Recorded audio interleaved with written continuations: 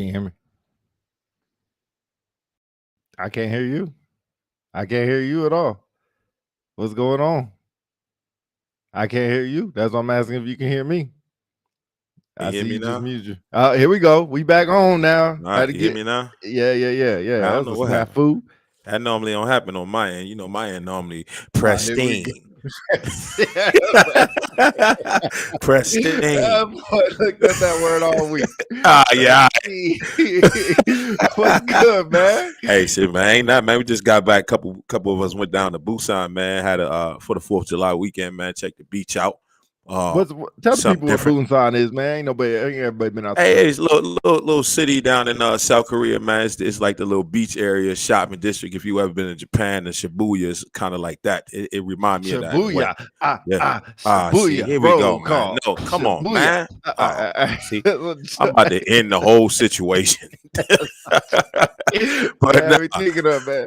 Yeah, so we went down there, man. Just cooled out, bro. We stayed for the weekend, man. Just shopping, a little bit of shopping, some local food, hit the beach, just chilled out, kind of get away from the work environment a little bit, man. So it was cool. It was dope little time. Yeah.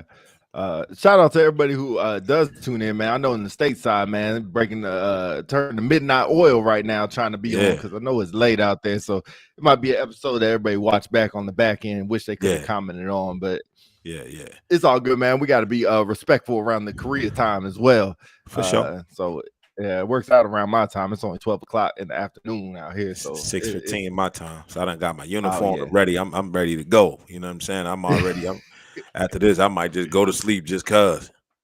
Yeah, all right, you gonna mess up your sleep schedule. Yeah, you're probably right. Be bad as hell. You're probably right.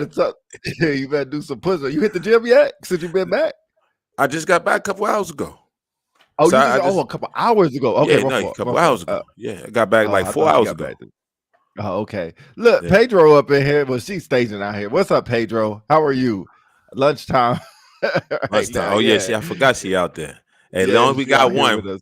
Hey, one is enough. You know what I mean? We got one of the fams out here, the family. Facts, yeah. So you ready to bring in a special guest today? Yeah, man. I just want to give a quick plug, man. Real. I met this young cat, man. I was doing, speedo checks. You know what speedo checks. For y'all that don't know, out there, Security Forces Duty Officer program. We got security forces, CNCO go out and they kind of just check the temperature of the people. Evaluating resources, facilities, stuff like that. And I was in there talking to, excuse me. I was in there talking to this couple of defenders in the BDOC. Just, doing what I do, man, talking to them, getting their inputs on how they feel about the unit. And this young man he a fire dog. So he was over there doing his thing in the dispatch. And then I kind of switched up from, all professional. We start talking about life. We start talking about finance and stuff, a lot of stuff we all talk about when we chopping it up on our level. And then he turned around, man, and he just, he chimed in, man, got a part of the conversation. And just off his, couple words, I felt like we had some things in common with ideas, man. And I just liked the head that was on the shoulders. So I told him about the show, man. And he was interested. So I said, hey, a lot of times I think we got to own this, though. I think we kind of we lead the junior tier out sometimes, man. We be having so many big dogs come up here. Not to say that they ain't big dogs, but we kind of overlook them sometimes. So I felt like we need to get him up here and pick his brain a little bit about a topic we talked about. All right, well, let's do it, man. Let's go ahead and bring him on real quick. Yes, sir. What's up? How y'all doing? What's up, man? Doing all right, man. How you? I'm good, man. I'm good. Now, I appreciate the intro. Just to kind of go off of what you said, you're talking about the defenders and stuff like that, and I was like, I don't really know nothing about that. I'm not a cop, but like you said, you switched it up and you start talking about life, and that's kind of like what I like to do. Self-improvement. And actually connecting with people, is what I kind of like to do. So you started talking about that, and it kind of piqued my interest. So once again, thanks for having me. Absolutely, man. Tell little people about yourself, your background, what's your name, what you do, where you from. Right. So my name is SrA Pinckney, but I go by Combat Kid. That's where all my social medias is plugged at. I make music. I do podcasting, things of that nature. I was originally born actually on Eglin Air Force Base because my father worked there for years. He was a painter for like the warheads and the submarines and stuff like that. So that's where I was born. Moved to Georgia when I was about 7. And then from 7 to 19, when I finally left my parents' house, that's where I was in Georgia. So yeah, that's kind of like what I do. As far as my job, like you said, I'm a fire dog. I've been doing that since I got in 2015. Love the job. I love the people that I meet. I love how that job is available everywhere. So I get to kind of travel a lot, which is not something that I really did before I joined the Air Force. So I'm really grateful for that. But as far as just like personal stuff, man, I'm really into boxing. You know, I really like the UFC, anything combat wise, hence the name Combat Kid, right? It all ties together, you know. Yeah. But I like it, man. It's cool, especially being out here in Korea. You know, people are really big into jiu-jitsu, and that was something that I had no idea like anything about. So I started getting into that, you know, walked into the gym, got beat up, got choked out, and I was like, I like this. So that's kind of like my new thing now. So that's what I'm doing. Yeah, that's what I'm doing. You just made history for me, man. I never heard nobody say got beat up, got choked out, and I like same day, man. I was like, man, because there'd be people like way smaller than me. So you know me, I'm like, I got this, you know. Try to monster him, yeah. You know, I'm folding me up. I'm like, oh man, I gotta know what he knows because he knows something that I don't. So I gotta learn it, man. So that's what I'm doing. Yeah. You and Pete got some in common though, man. Because Pete got choked out and it's beat up a lot of times. A lot of times, yeah. Hey, there's a lot of permanent scars around me. I have a strong inclination that that might be different circumstances though. Like mine was in the gym. Was yours like in a bar? No. Yeah, but I was in the gym. That's the only place I fight. Yeah, control fighting only. Cool. You know what's crazy, man? You say that, man. And we just had a great conversation in the office about not combatives, but we're talking about fighting in general and how there's a beauty to fighting. If you ever notice at the end of every fight, like you shake the person's hand, it's not really a fight where you're trying to hurt somebody. It's more or less of a respect thing. And people can't understand that because they look at the blood and the gore and people getting knocked out. And you know, as a person who's been knocked out a few times, I tell everybody like knocked out does not hurt because you don't feel anything. So it might look bad as the person looking at it, but you don't like. So if you get choked out, you don't feel anything. You just go to sleep.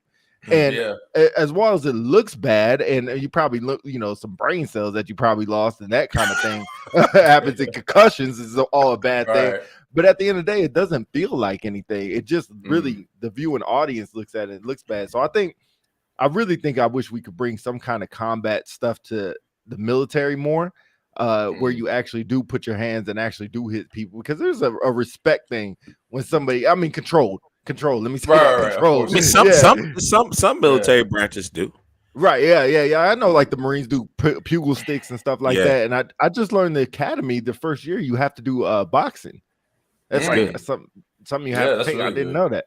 Yeah. I will say it's called the sweet science of boxing for a reason. You know, it's crazy. Me and my girlfriend, we actually had this conversation. We're talking about the comparison. Man, I'm glad that went that way because I thought you would say me, my girlfriend were in the ring and stuff.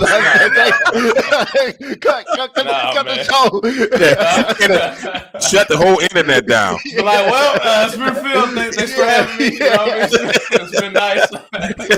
I was gonna say, me and her, we had this conversation about the difference between fighting and dancing because she's really into dancing. And I was telling her, there's a little bit of a difference as far as like. I don't know what y'all or your audience believes as far as like masculine and feminine energy, but I was telling her like the only difference between like fighting and dancing is that they're on two opposite ends of like the masculine and the feminine, but you still need footwork to be good at both.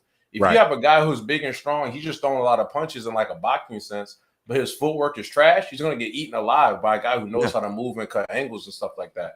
But I 100% agree. You learn a lot about yourself when you get punched in the face. Because I remember the first time I got hit, I was like, this is not for me. I don't know why people do this.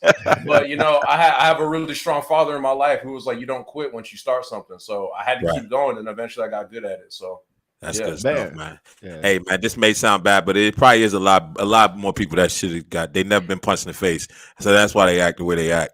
I don't want that to sound bad at all, but you can tell when people just never had a fight or a real confrontation with somebody because the way they handle things. But to each his own. I think that goes into our topic as well. Is like, you know, the generational gap in technology and stuff like that. Yeah, everybody's just on the keyboard now, just saying whatever they want, disrespecting people left and right. But you know, back in the days, you couldn't just do it like that. You had to go and step to somebody. When you step to somebody, you arm's length away, so you couldn't just be saying whatever different you dynamic. Want. You know what I mean? And like you smacked up. Yeah, smacked up, you know. You're right. So, Absolutely. Absolutely. yeah. And I think that's what I think we kind of went into that. And I think what sparked it was, and first, I have no I don't want this topic to go off wrong on anybody, but I do want people to chime in. And I think it came down to was it cyberbullying somebody brought up? Was that it? Mm-hmm. Yeah. It was cyberbullying. And we had a different opinion, and I put out there, you know, I said we was talking about communication and cyberbullying, and I said, so somebody's on the other end of a laptop, right, typing away, firing words at you. You just sitting there reading it, or you go close the laptop, close the site. Like, what if you still reading it? Like, don't you think it's some kind of self accountability at that point? Like, why are you sitting there reading these words that somebody are right? Like, it's like a text message. Somebody texting you, you going back and forth. You're like, you know what, man? I'm done with this conversation. You mute it. Just don't open up the text. You can't see it. Delete it. You know what I'm saying? Mm-hmm. So I think we was talking about that, and just the way the new generation now. Because if somebody bullied you back in the day, they took your lunch. They might have took your lunch money. You know what I'm saying? Like, that's stuff you in the locker, whatever. Right? Whatever. Yeah. Your head in the toilet, something crazy like that. What is it called? A swirly. Somebody got a swirly. That's right. That's what it was, man. But I'm saying, like, it was situations you couldn't escape because you went to school where, you know, people went to school every day. I mean, let me put that. Ain't none of that ever happened to me. But I'm just saying. This is what happened to people. You know what I mean? But you couldn't escape that stuff. You know what I mean? Like, but if you online, close your laptop.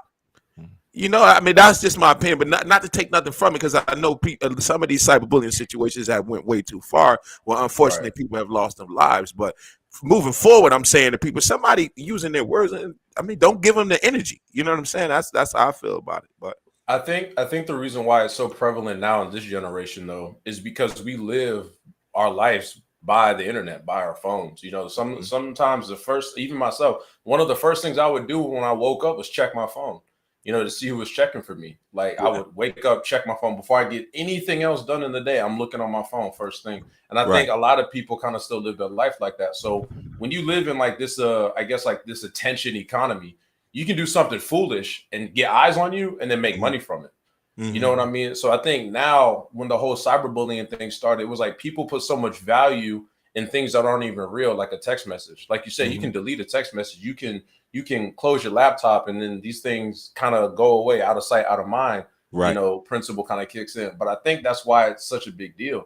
Is because we like everything is ingrained with technology. Even you go to like a fast food joint now. Sometimes they don't even got workers in there. It's just a touch screen. You just touch a screen, order your food, you know, someone slide it from like a window. We're like slowly cutting out that human interaction. And it's like, and it's making the world kind of weird right now. And like sometimes a lot of people don't really see that. But from where I sit, I kind of see it like that. And I'm like, I don't really put too much value in technology. Sometimes I like to just go put my phone down, you know, be me and my girl. We'll go out like on a hike or something and like look out the world, because that's what's real. Like the stuff on your phone is not real. That stuff goes away. You know what I mean? But I think that's why it's so prevalent. It's because everyone's like, oh, like I got 100 followers on this. I got my Snapchat score is that. And it's like, what does that mean though if your family ain't good? You know what I'm saying? Right. If your people hungry, why is Snapchat more important to you? But that's just kind of like what's warped these days, I think. Oh man, hey, he hit a couple. Go ahead, Pete. Fire off on that. I want to hear your thing. Let me hear a couple things real quick. We forgot to put a disclaimer out. I don't think we're even going to touch on it, but yeah, none of the views that of ourselves or our guests have any reflection on the United States Air Force at all. It's just our opinions. So we'll go ahead and stop that right there. So put that out. Sorry we didn't put it out earlier, but I don't think we're going to touch on anything like that. But I think I 100% agree with you about, especially about the checking your phone thing, and people, you know, learn to make money. And I think Jadakiss said it the best, man. He said he's looking for the devil because money is the root of all evil. And I think that's such a true statement, man. And people will always look for the money because money changes a lot of things about you. It can change basically your whole life, really, depending on how much it is. And so people are looking for the easiest way to make the most amount of money. And it's super easy to get on somewhere and get people's opinions and get people's topics and stuff like that, and get people's views. And now that we are all connected, I mean, I'm in Qatar, y'all are in Korea, and we got people in the States, and we're all connected right now, you know, in a matter of seconds. So it's very easy to get connected all around the world. And when me and Big Mike grew up, man, it wasn't like that, man. You had your friends that were around you in your neighborhood. I couldn't tell you, you know, anybody outside of my neighborhood. You know, it wasn't until I was later on, probably in like middle school, where we started getting connected a little more with like little chats and stuff like that, little internet chats. But until then, you just knew the people that you went to school with, maybe a couple people in your school district. That was about it. And that's really, you know, we talk about this too. When we want to go out and play or something like that, go out and do something, you didn't need to text everybody and get everybody on the same page. You just went out there, and whoever was out there, that's who you was playing with. And it don't matter who you were or whatever, if you were part of my group or not. If I was out there, you were playing, that's what we all did. We all just played. Like, you want to play? Come on. And that's how we did. You know, the more the merrier. So I am really, really curious on how this even took place and why it took place as far as communication now. Because it's very, like you said, you go to the fast food place, you don't have to talk to anybody anymore. You know, you go to Sonic, you order your stuff on the thing, somebody come bring it to you, say thanks, and keep it moving, keep it pushing. Even some restaurants are like that now. You order, you know, on your phone now, and they come bring your plate, and that's it. So I don't know. I wouldn't say it's necessarily a bad thing, but it's just a huge, huge, huge change to how we develop things. And with all change, there's good and bad behind it. You know, there's plus and minuses behind it. But yeah, I like how you put everything, man. You put everything very, very well. Go ahead, Big Mike. I think to go back on what you said, I don't think money is the root of all. I think the love of money is the root of all evil. You know what I'm saying? Because if you think about money, it's just a piece of paper. It's the fact of how people, with the love that people put into it. You know what I mean? And people now they love things and they tolerate people. You know what I'm saying? So they love money. They tolerate, you know, we tolerate each other, and we put all this love and this value in these materialistic things. And that's what causes, that's what spawns the evil, you know, because they rather have that materialistic object than have the connection and the love to a person, which is more valuable, which should be more valuable. And I think that's where we go wrong at, man. And like I said, when you start loving these things, you can't talk to these things, you know, so you so focused on that, you lose your social skills to be even interacting with people, because like I said, your focus is on this materialistic thing or this money. But yeah, man, I couldn't have said it better. You hit the nail right on the head. Like, we are moving so far into technology, right? And the use of it, the minimal use of people. You know, people gonna be losing jobs and all kinds. You got factories. You see, I don't know if you ever seen like commercials and stuff where they show factories that's building vehicles, and it's just big machinery, robots. It's just big machinery. You know what I'm saying? And you know, you might got one or two people pushing some buttons or moving some handles around. But if you think back to the older commercials we saw when they building cars, Ford and Chevy, it was people putting them doors in them. You know what I'm saying? So we moving into that cycle, but people are losing those social skills, man. Yeah. Not only that, I'll go off of what you said as well. People are also losing their own intelligence. Right. You know, you get on a phone, you type in the first three letters of a word, the cell phone already has it spelled out for you. So all you have to do is just click that word. But it's like, hey, how do you spell tomorrow? TM. T-O. You know what I'm saying? You couldn't do it. Right. You rely so much on your phone. So you're right. People are losing their social skills, but they're not connecting with other people. But people are also not connecting with themselves. True. You know, we're not supposed to, like, as human beings, we're not supposed to be in a completely dark room and just have this cell phone in your face. Right. That's just not how we evolved to be. We're supposed to rise and fall with the sun. You know, but now we got all the windows closed. It's just a TV screen that's on in the background, or your cell phone that's on in the background. It's messing up everything. And then people are wondering why am I depressed? Or like, why am I not seeing my friends? It's like, well, technology itself is a great thing. You know, it's a really good thing. You can connect with people all across the world. I get to talk to my family. I'm out here in Korea. My parents are back home in South Carolina. I get to call them, make sure they're good, can send them money. That's all because of the internet and technology. When that becomes your crutch, like the only thing that you do, is you start to lose other parts of yourself. And those other parts of yourself are the things that you really need to like be a whole person. I think so. It's kind of sad to see, man. Like, even with like people younger than myself, I'm 26. People that's like 18, 19, you know, that's all they know is their phone. Right. It's all they know. It's like, yo, do you know how to change a tire? And it's like, well, it's like you could use your phone to learn how to change a tire. You know what I'm saying? Like there's ways around this, but it's like people just aren't doing it, and it's weird, man. They're lost, really man. Weird. Let me ask you a question, man. So you know, you are really intelligent, and you seem to have a way forward that you're thinking. You know, you're not just stuck in this kind of generation. You kind of think, it seems like you're thinking, you know, 10 years behind and 10 years forward. You have a good knowledge on both. So my question is really like, when did you age out of the technology thing? Because you were around it. You know, me and Big Mike kind of grew up in it. You pretty much were born into it. So when did you kind of gap away from it? When I wasn't good at it. It's not like I didn't try. You know, I tried to have 1 million followers on YouTube, or I tried to have the highest Snapchat score, but that life just rejected me in some way, shape, and form. So and I can't like give you like a specific age, but I can give you like an instance as to when I kind of realized, okay, I need to do something else with my life. So I got stationed out in Korea in 2020. I was in England for 4 years. That was my first base. And like most 19-year-olds, you know, I was in England. I was with this girl. Me and her dated. And then when I got stationed to Korea, me and her broke up, right? So she was like the only person that was really on my phone outside of family. She was like the only person that I was talking to, this, that, and the third. She was like the person I gave all my attention to, but now I had no one to give that attention to. So I was trying to do TikToks, but I was like, I'm not about to dance. That's just not me. You know what I'm saying? Like, I do the funny voiceovers or whatever, but I'm not about to be up here doing It's not as me as a man. I couldn't do it. You know what I'm saying? I'm with you on that. It's not in me, man. I'd be lying to y'all if I said it was. So I had to find something else to do with my time. And I remember, I believe it was Ice Cube. He said, if you want to hide anything from people, you want to put it in a book. So I was like, well, let me start reading.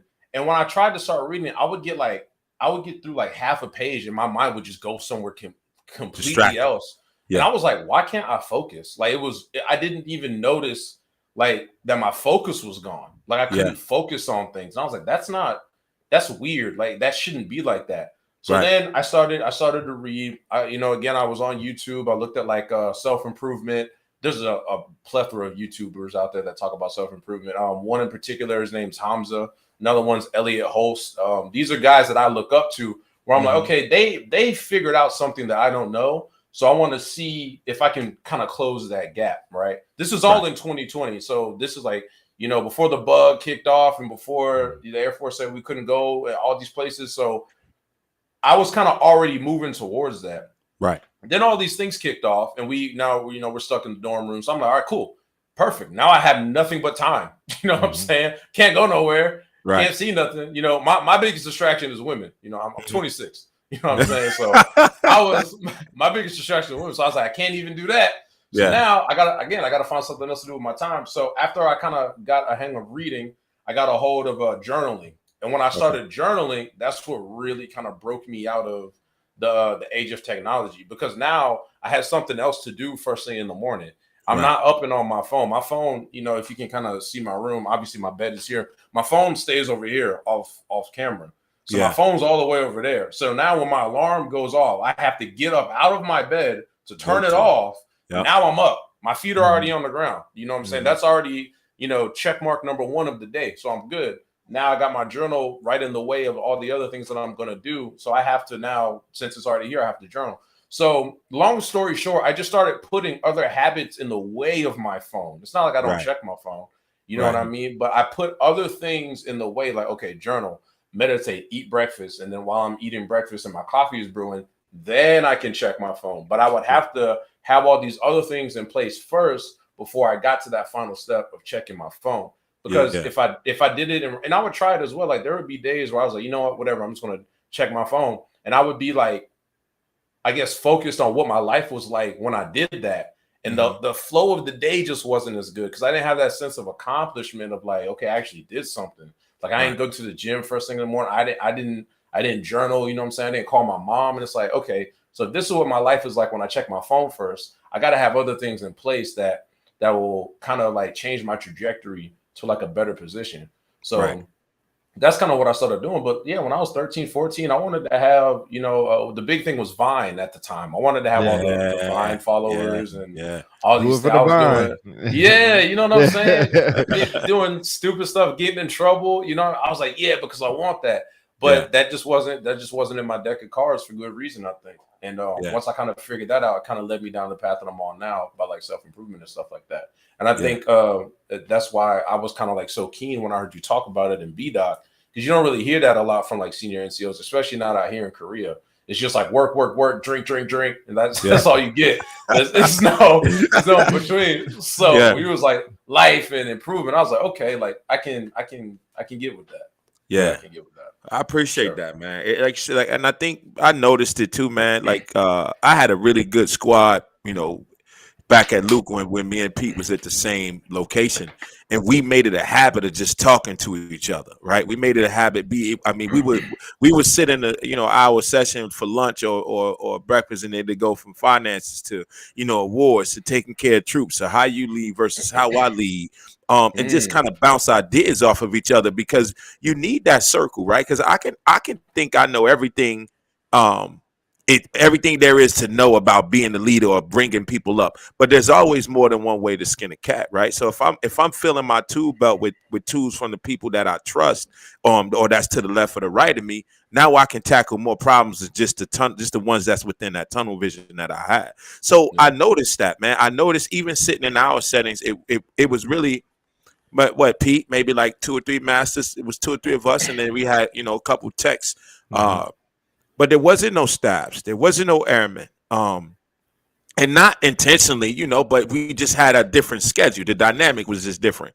But I noticed that we forget about that human aspect for these airmen, for these young staff, because some of us or some of them, they jump off the porch and then they come right into you to go right to Lackland, right? So it's a lot of life skills that they don't have, you know what I mean? And it's a lot of things that the conversations that they need to have that just aren't happening. We're so focused on black and white.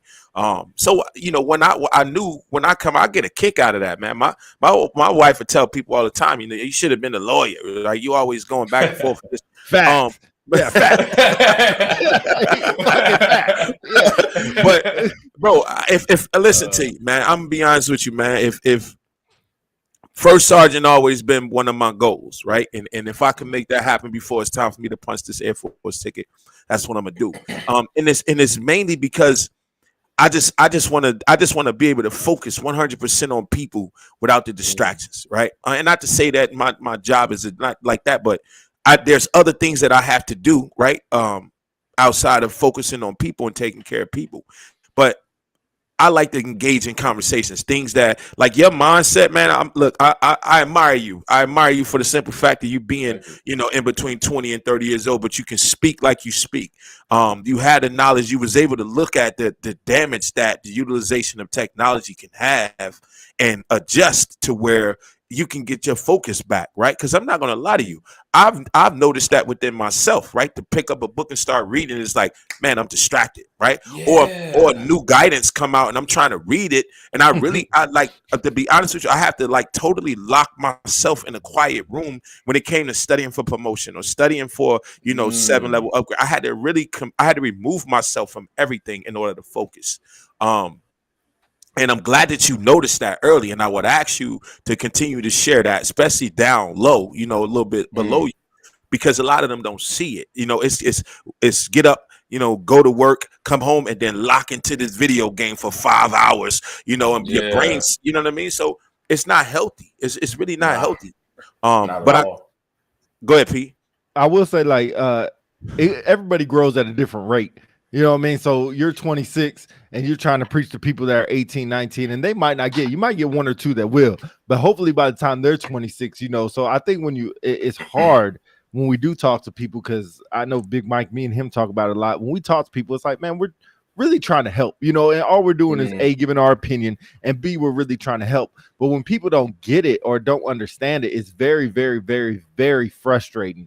And I think it's hard to just kind of take a step back and being like, okay, when I was 18, 19, what the fuck was I doing? I was sitting there playing video games all day. I knew it all.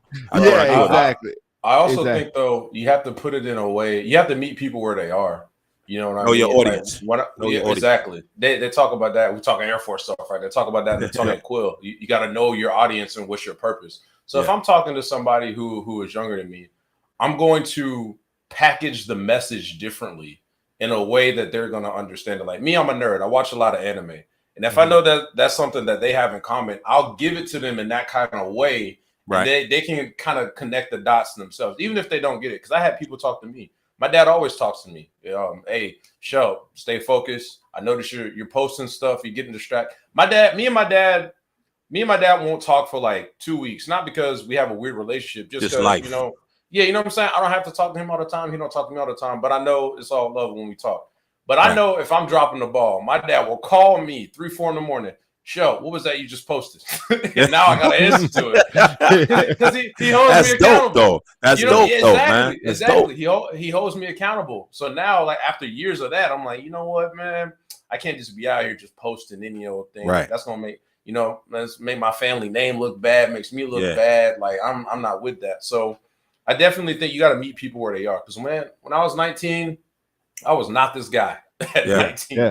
I hope not. Yeah. No, sir. Yeah. I was not this guy at 19. But it's also though, like I tell people, and what I've read and I've researched is, if you think the same way at 30 that you did at 20, you wasted 10 years. You're a fool. You know exactly. You're supposed to make these mistakes and grow and bump your head and learn. Like you guys are both senior NCOs. Y'all aren't doing the same things that y'all were doing as airmen. Absolutely. You know what I mean? Not. It's the same thing in life. You know what I'm saying? Because at 19, I wasn't allowed to drink in the States. I go to England, you're allowed to drink now. And then they give you a car and then they let you live off base. Like, yes, I'm going to make some mistakes. Nothing fatal, nothing crazy. You know what I'm saying? But you make those mistakes, you learn from it, you grow from it. And then you have conversations like this where people can tune in and listen and they go, oh, okay. Like I was kind of thinking these thoughts, but I haven't really heard it put like that. So now I kind of get it. And then they can move forward. Because that's all that happened with me. Just started listening to podcasts, people that had it kind of figured out. And I was like, that kind of makes sense in my life. And I just started to apply it. And then boom, it clicked. So that's all I tried to do. Yeah, real quick. I like your thought. I don't want to lose mine. But shout out major guest that's on here as well, man. She gave Big Mike a shout out. I don't know what he was shout out, Matt. I'm always spot on. Don't worry about that. Shout out to Matt Son Key, too. I hear and I see you in there following. Shout out to all of the. I know it's a weird time for y'all, but we had to break down a little different this time. But we definitely appreciate y'all being out there. Hey, last thing I wanted to say something real quick. I like how you put it, man, but I want to make sure it's clear. When you make a mistake, right, it shouldn't be looked at as I dodged a bullet.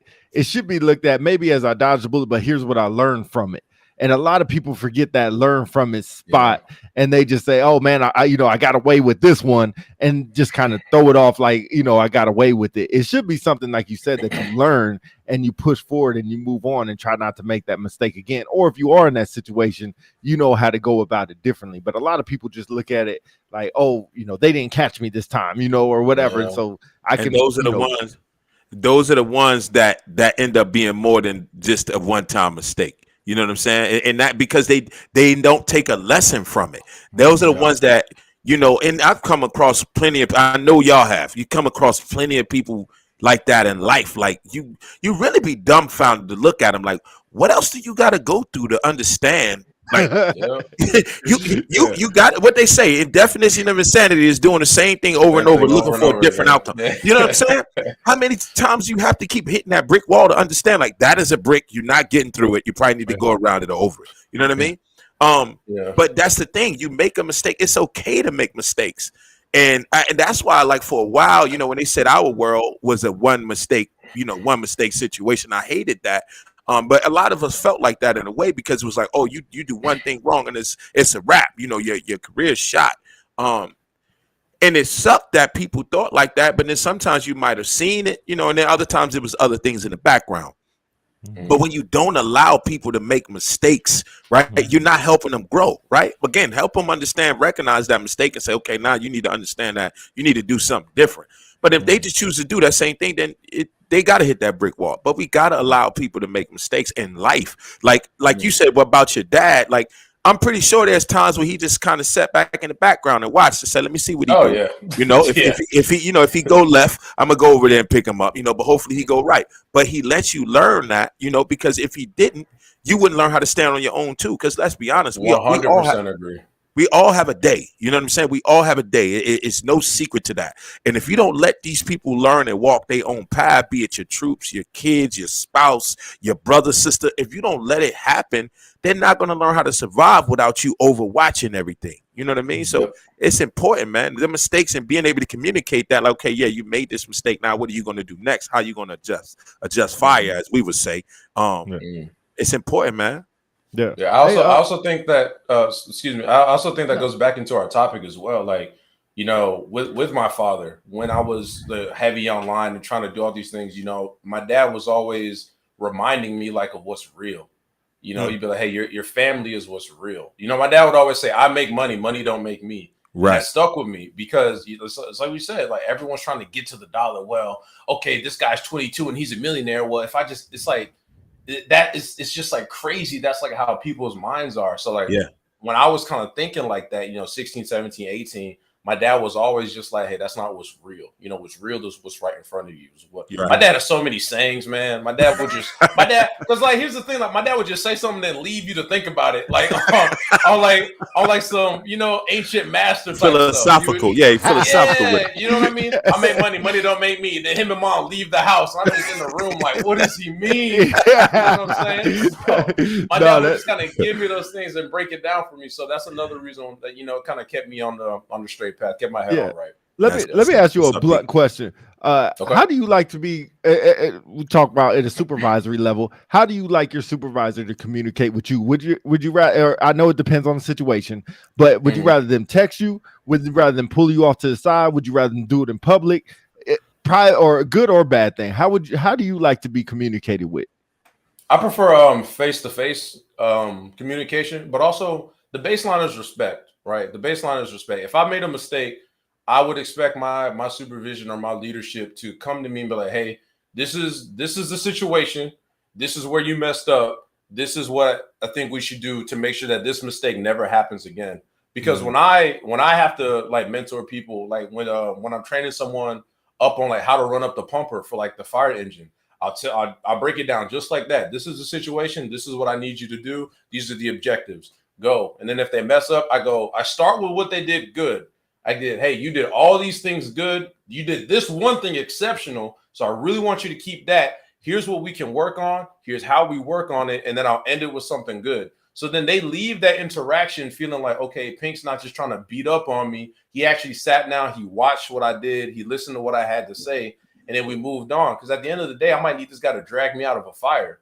You know what I'm saying? So I need to know he knows his job, but I don't got to beat up on him like that. Like being a firefighter, a lot of the times it's a very macho job. Like a lot of the times people try to out macho each other. I'm not like that. I know how to fight. You know what I mean? But because of that doesn't mean I'm going out and I'm starting stuff. You know, I'm not going to get in no grown man's face and start talking to him left and right. Like, no, I'm going to tell you what you need to know. And then I'm going to be out there with you actually doing it is a big thing. I'm not just going to say it and then go back to my office or whatever. I'm going to tell you what needs to get done. I'm going to go out there with you. We do it. I'm going to watch you do it. I'm going to know that you know how to do it. I'm going to make sure you're confident while you're doing it. So then when that situation arises, I'm like, hey, he got it. I know he's got it. I can just fire it and forget and I can go work on something else. So I like to be communicated with how I communicate to other people. You know, I make sure that they're good. I make sure they know what they're doing. And I'm not perfect at it. I'm not going to act like there's not times where I don't get upset or frustrated. Like, this is my third time telling you still messing up. I'm like, man, what I got to do? Right. What's going on? Right. You know what I'm saying? So I'm not going to act like I'm perfect about it, but I try to go into it at least with that game plan and that frame. So then if things go off course, I'm okay, maybe it's me. Maybe I'm the wrong messenger for this individual. So that's what I try to do. Man. That was interesting. You just said maybe I'm the wrong messenger for that individual. Because that exists. You know what I'm saying? It is a thing, and you don't really notice that. I really don't pay attention to it much because a lot of times, and I think with what you said, it means like commonality, right? Like I may have went through something that this person went through, so they understand what I'm saying a lot more, not because of the way I look, not because of what my race is, or not because we have commonality within experiences, right? And then I may not even understand that situation because I never went anything anywhere remotely close to what they're going through. So that matters too. It's so many aspects to communication, and people don't understand it, and it's bad because a lot of people will misconstrue that like, oh, they just don't want to listen to me. They're just hard-headed. They don't care. So now it's like, all right, I'm giving up. No, how about you get somebody else that might be able to relate to this person and relay this message a little bit better, right? Or that has that commonality, and then you could get forward movement. Don't just give up because they don't hear you. It might be you. Yeah, and I'll tell you, we got a question, so I want to get to it. But me and Big Mike have had times when we were at Luke where I was like, bro, I need you to take this from me. Like, I'm not getting through to him.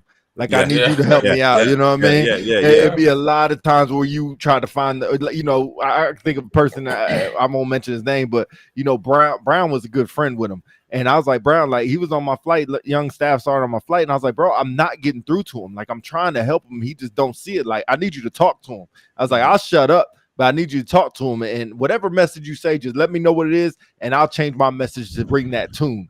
And hopefully it something clicks, man, because it is very frustrating. It could be, before you hit the question real quick, it could be the fact that person just has a problem with you. It could because a lot of times it's the messenger, it's not the message, right? And sometimes people will be so focused on the messenger, they're so focused on who's delivering you know what I'm saying? Yeah, they don't give a shit what's being said. You could be standing in front of this person and be like, listen, I got $1 million lottery ticket in my trunk. Go get it. We're going to split it 50-50. And they so busy look like, I do not like this mother. I don't know why he talking. You know what I'm saying? Totally. I don't even like that car. I don't even like that car. Why would I be seen near a car I don't like? Like, it's crazy what people can come up with when they don't. Come up with it, man. Yeah. Go ahead, Pete. What you got? My last relationship taught me that, really. That I might be the wrong messenger, but that's a whole nother. That's a whole nother episode. I got you. Hey, young man, for you, do you know folks who prefer to avoid face-to-face communication, and then to follow on that, and how do you help that gap that situation? So I'll answer the second question first. How to gap the situation is just like you did. You just asked them. Okay, I noticed. You're a little bit nervous, or whatever may come up with the face-to-face situation. How would you like for me to communicate with you? And they should be able to tell you. Because everyone's raised differently. Like you may have times where people might not have parents that talk to them face to face. Like me and my family, we would have like weekly not conferences, but we would sit down and talk. Family time, like we play board games, and so that face to face interaction was always there. I think that's why it's weird for me now when I go out into the world and it's like a screen. I'm not used to that. I'm like, this is weird, because I grew up with that. So I would say how you gap that is by, initially, it might be initially uncomfortable, because I do think that gapping it should start face to face. You go, okay, cool. If this works for you, we can continue this way. If not, we can do text messages, however you prefer, as long as the message gets across, and I can help you complete the Air Force mission, and we're good. Right. Or if it's just a friend, it's like, cool, whatever you're going through, I want to establish this so you can feel comfortable coming to me. So as far as the first question, I've definitely met people that are uncomfortable with face-to-face interactions, mainly because they're just introverted people, or they could be having a bad day. Like, people are so complex from day to day. You never know. You really never know. But I know, like in ALS, we had one guy, he didn't really like doing face-to-face stuff because he felt as if his English wasn't that good. He spoke like 3 or 4 or 5 different languages. So he would just be like he wasn't comfortable with his English, but everyone in the class was like, it was like, we understand you just fine. He's like, no, you're just saying that. I'm like, nah, like we understand you. So it was kind of like that. Yeah, it was kind of like he was reserved in himself because he didn't feel like what he had to say would be understood. Yeah. So he was just kind of like off in the corner by himself. So I walked up to him. I was like, "Hey man, what's up? How you doing?" Just trying to get him to talk. Me and a couple other guys. So that's how I would say how you would gap that, man. Just talk to people, try to meet people where they're at, and then try to package the message the best way you can to give to them, to where they can unpackage it, get the message, and then y'all can move forward. Yeah, good advice, man. Go ahead. I know you've been to 2 bases, so we'll keep names out of it. How do you deal with a supervisor, or we'll even say a commander, right? You had a commander's call. You think this commander BSing up there, just saying things to be political, or you have a supervisor just kind of telling you BS. How do you deal with that?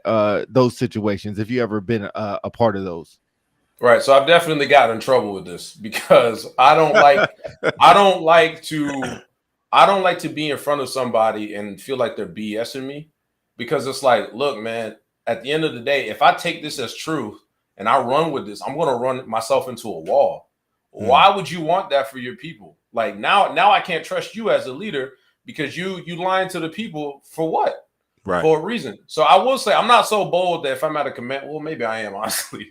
It depends. It depends. Yeah. If we had a commander's call and they open the floor for questions, I might have to say some things. But again, package it, be respectful. Obviously, I'm not just gonna start flying off the handle. But if I'm talking to a supervisor and me and that supervisor, we kind of have like a good rapport, I can break it down more to be like, look, like why? Like, do you really believe what you're telling me? You know what I mean? Like look me in the face as a man, as opposed like Air Force stuff aside, man to man, like what are we talking about right now?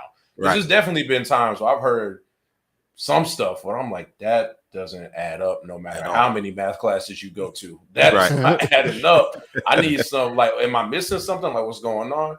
But I also think, though, as well, if you feel like that, you got to ask questions. You know, a lot of the times people will hear the commander or whoever talk, and everybody got like questions or like some kind of uncomfortable feeling within themselves. And then they'll just let this man walk out the room. And now they're looking at each other like, hey, do you know what he meant? I was like, bro, he was just right there. Ask the question. And I understand. Big Mike do that shit all the time. You know what I'm saying? Wait, what? No, I'm saying somebody will say, like, man, I wonder what he meant by that. And you be like, yo, he was just right there. And I get it. Like, I get it. I'm about to say, wait, I ain't never do that. No, yeah. Now, and I understand it's intimidating because, you know what I'm saying? You got 3 stripes, this dude's a full bird colonel. Like, I understand that. But if you feel that way, there's probably at least 10 other people that feel that way. If you're in an auditorium full of people, you're not the only person that's just like, I don't know what he's talking about. Like when we had all of the bug directives come down, right? Man, there was so much confusion left, right, and center. Everyone was looking at each other. So then when we have leadership come down, I'm asking questions. I got a notebook full, boom, boom, boom. Why we do this? Why is it that we can't do it this way? They're doing it this way at this base. How was their directive different from our? Like, I'm asking these questions, and I'm not being rude about it, and I'm not being abrasive about it. I would always try to preface in saying, you know, something like, well, sir, regarding this directive, I wanted to know why exactly do we do it like this, as opposed to, you know, our OSAN who does it like that. And the reason why I'm asking is for clarification is because I want to know if we do have different directives, how is that going to affect not only us now, but how is it going to affect the mission further out? Because I'm here for a little bit. I want to know. So as we get new people, I can kind of let them know so it doesn't have to go all the way up to your level. Boom. I just broke it down in a way to where now he's like, okay, this guy isn't trying to challenge my authority. He's asking to make my job easier. Because if you package it in a way that says, hey, I want to do this for you, chances are they're not going, they have no real ammunition to fire back. And if it's me, a senior airman, against a full bird colonel, I'm not winning that firefight. So I want to make sure it's as peaceful as possible. Sir, I'm here to help you. Just let me know so I can let these people know. And then that way I have the information. And then as other people come in, they have the information. And if things change, you just repeat the process. I'm gonna say this phrase, and I know major guests know exactly what I'm talking about. But how I chop that up, what you said is the meeting after the meeting. You know, everybody sitting there, you know, questions are being asked and nobody, you know, and Pete, you remember these meetings, you know what I'm saying? And, you know, and her specifically, she asking questions, and one person says something, nobody else has nothing to say, and then you depart. And now everybody got all that question. Everybody. Well, I'm like, we was just sitting in there like 2 minutes ago. Why you come out here and ask that question? Like it would fire me up. And Pete, no, like I would be super hot. Like, and me, I'm not holding nothing back, bro. Like I'm not holding nothing back. Like you doing something stupid. Like I'm gonna tell you. You know what I'm saying? Like you said, in the right way.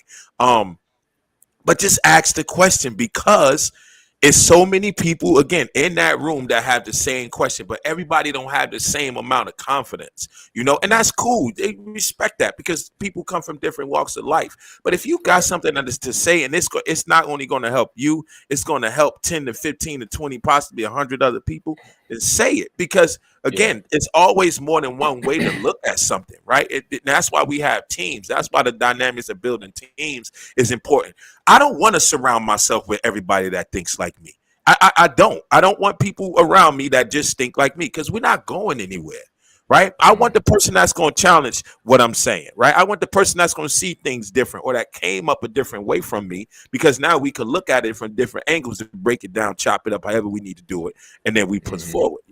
Me and this character go at it all the time. Me and P, sometimes his thought process be all over the place, but it's a lot of times he forced me to be like, let me at least think of it how he thinking it, to see if I can look at it another way. You know what I mean? And then we got 3 or 4 other partners that think differently. So yeah, like me, just said, your commanders want questions. Go ahead, Pete. I will say, man, this is just like Mark Cuban said it better than I can, man. But that phrase, there's no such thing as a stupid question. There is. And so I think a lot of people need to learn how to ask questions.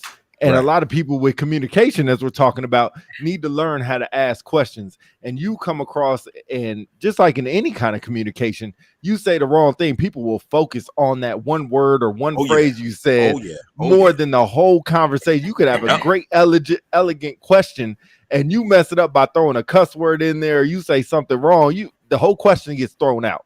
Right. So I think a lot of times people need to think before they ask questions. And 100%. It's really, really hard to impromptu a question sometimes. So I think knowing what the conversation is, or knowing what the meeting is about before we get in there. And that's why this podcast is so hard for guests, because you never know what question you're going to get. But then again, we're not holding you accountable for every little thing that you say. We're giving you the grace to, if you mess up, it's all good and you can correct it as you go. But when you're in a live situation, commander's call in front of your supervisor, you really need to think about how you're going to ask this question, and you need to think fast. And unfortunately, our type of business, fast thinking is what we do.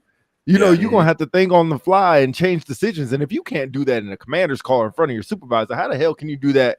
I hate to use a bad situation, but in a firefight or in a fire situation, you got to make a decision that's not on paper really quick. And you can't even ask a question in a commander's call that makes sense.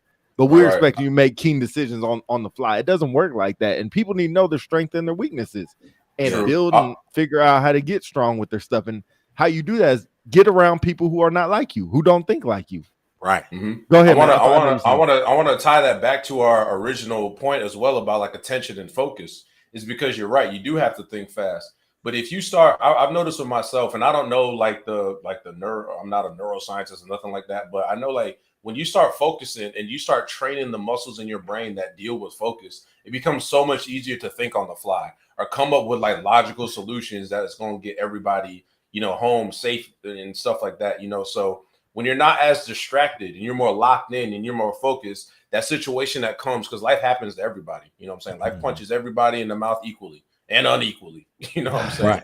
Right. But when you're in that situation where you're at a firefight or a building's on fire and you've been meditating, you've been reading, you're getting enough sleep, you're eating the right food, you're drinking water, you know what I'm saying? You have people around you that are not tearing you down, but building you up. When that situation comes, you've been doing that for months, weeks, years, whatever. You're already ready for it. Yep. You just got to then make the decision. Okay, boom, this building on fire. Cool. We got any exposures? How important is this building? Is there people inside? Like the checklist is already there. So I think it goes back to what we were saying originally. You know what I'm saying? If you practice that, you practice that focus, you practice that mentality of always being locked in. Like David Goggins is really good about this. He talks about like always trying to find like the next level, the next thing. Now, I'm not saying you got to go out and do like 4,020 pull-ups to be good at this. That's not what I'm saying at all. Yeah. But as long as you have something in your life that you practice that might be a little bit uncomfortable, but it keeps you right at your edge. When life happens to you, you're going to be more ready for it. And I learned that from this book called Way of the Superior Man by David Data.